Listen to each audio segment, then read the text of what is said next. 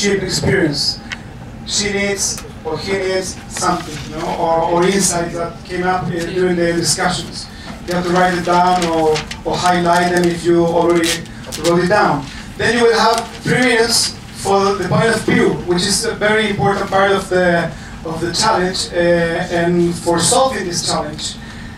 Define the point of view you will use in designing the best ship experience for your partner. You will, I don't know if we told you, but you have to make a prototype afterwards.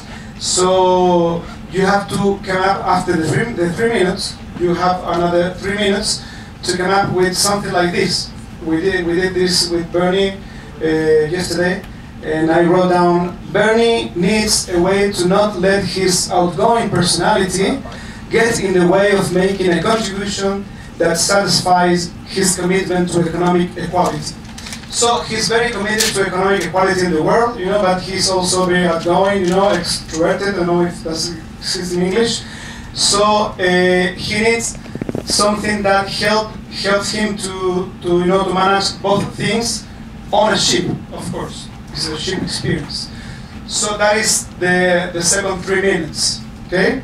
And finally, you will have 6 minutes to brainstorm as many ideas as you can within that umbrella, within that statement that you wrote about your partner.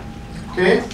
So, summing up, you capture your findings, highlight them, or write them again, or whatever, reframe what you've written.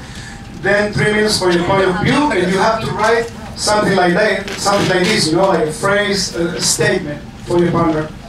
You don't share this is individually, you don't share this now with your partner, you will do it later on. And finally, 6 minutes, we will do all the breaking time, and we will tell you when the minutes start again.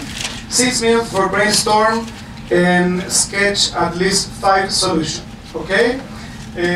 So we begin with 3 minutes and have a look at your notes and highlight the most important, interesting for this challenge. Okay, 3 minutes. This is individual.